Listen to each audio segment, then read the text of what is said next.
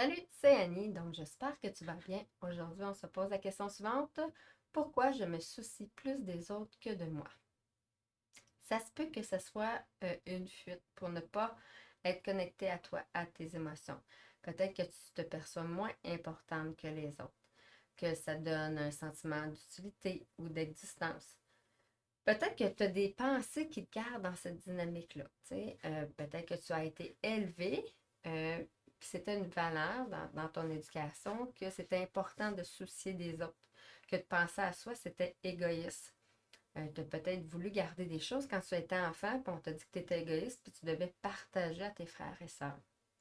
Tu as peut-être ressenti de la culpabilité d'avoir mal agi, puis cette pensée-là, elle est restée ancrée.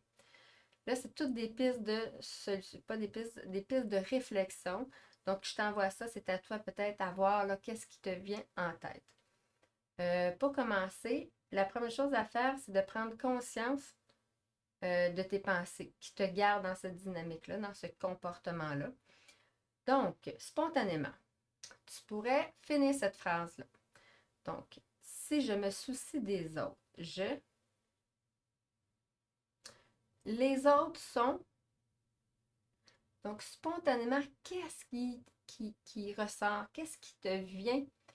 Ça, tu sais, qu'est-ce que tu te dis? Ça parle de ton discours intérieur, ça parle de tes pensées. Maintenant, c'est à ton tour de les voir et de les changer pour des choses qui sont plus agréables, acceptables, qui te nuisent plus, qui te permettent de prendre ta place. Comme par exemple, tu pourrais te dire, j'ai le droit de me donner de l'importance. J'ai le droit de penser à moi sans me sentir coupable. Si c'est parce que tu es très sensible, souviens-toi que ta capacité de ressentir la douleur des autres ne te donne pas la responsabilité de régler leurs problèmes. Alors j'espère que ça va t'avoir aidé puis t'avoir donné des pistes de réflexion pour répondre à ta question.